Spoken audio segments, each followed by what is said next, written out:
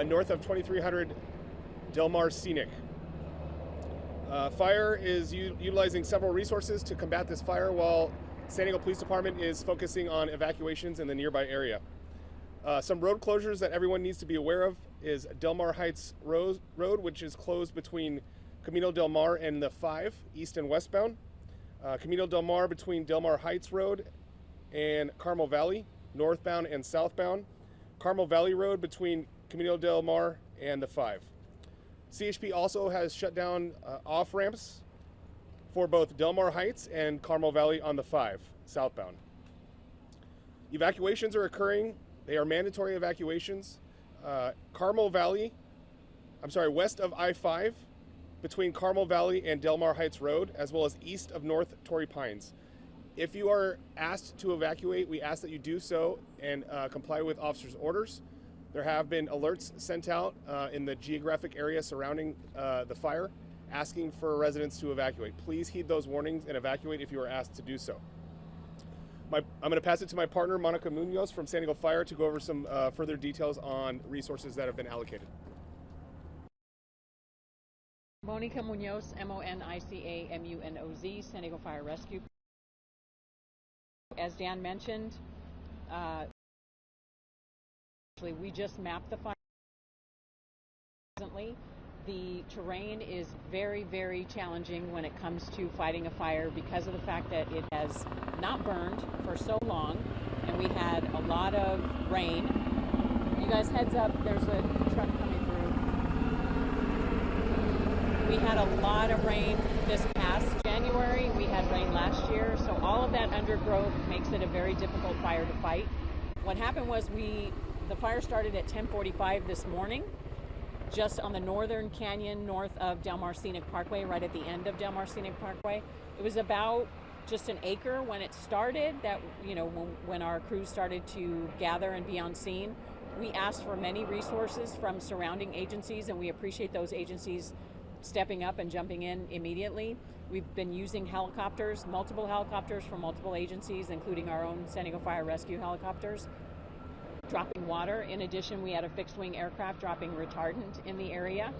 And then and we still had crews in the area, and then about 3 o'clock this afternoon, we had a spot fire that started outside of our containment lines, which is not uncommon when it comes to these types of winds that we have today. Unfortunate, you're close to the coast, so you get those onshore winds. And so the winds make it challenging. The winds drive the fire, and then the terrain and the really great fuel, which is all that brush that has not burned, that's very, very dense. The last update that I got, as I said, 19 acres. So far we've had 2 firefighters transported to Scripps La Jolla because of heat exhaustion. As you can imagine, they're wearing gear, it's hot outside, they're in direct sunlight, so it's a challenging situation for them. We are relieving some of the crews with other crews, fresh crews, so that of course we can avoid further illnesses due to the heat.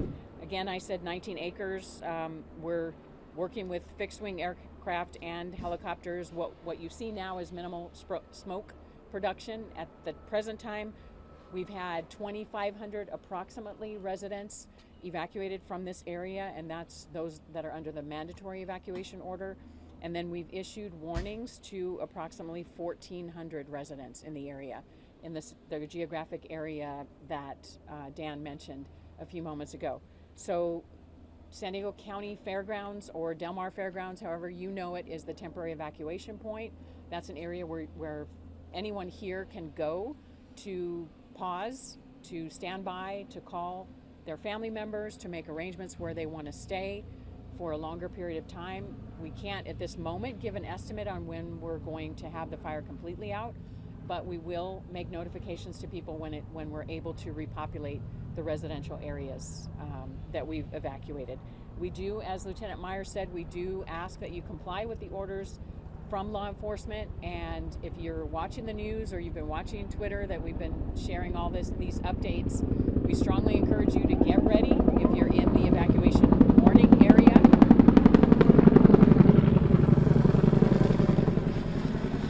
So if you've been warned, that's the opportunity to prepare and get things ready. ready and to have the most important things for you, which are documents that cannot be replaced, medications, food for your pets, anything that you might need for just estimate a couple of days being away from your home.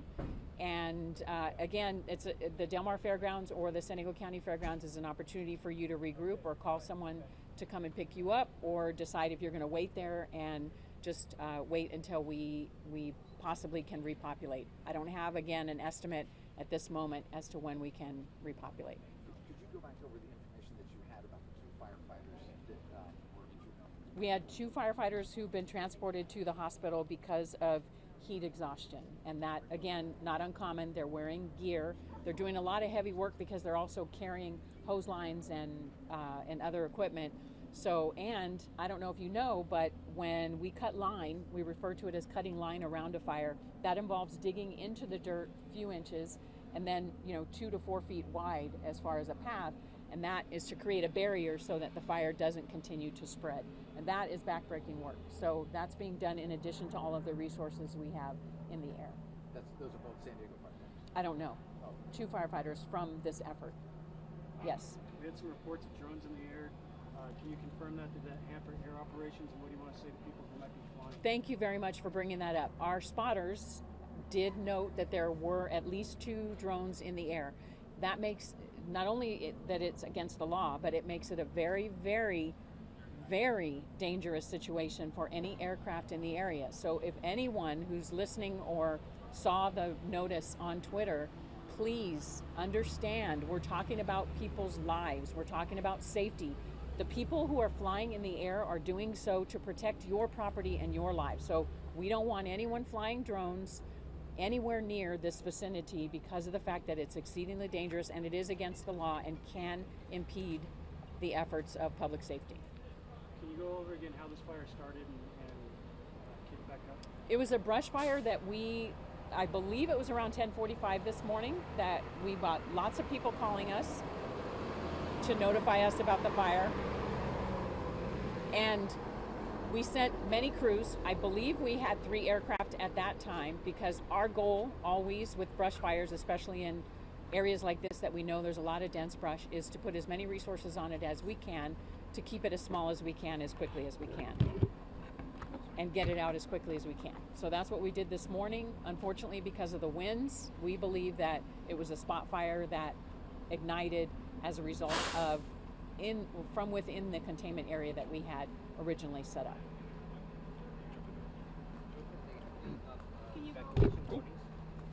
I'll give you evacuation warnings as well. I just wanted to comment on the drones. They are an issue for public safety, as Monica said. It is illegal, and if we are able to identify who is flying those drones, we will seek prosecution. So I just want to reiterate how important it is that nobody fly drones in this immediate vicinity, as it is illegal and you will be prosecuted. Additionally, I just want to note that this is a mutual aid response. We are working collaboratively between agencies to address this fire as quickly as possible. And again, we are asking for everyone's cooperation in heeding those evacuation warnings so that firefighters and police officers can do their jobs.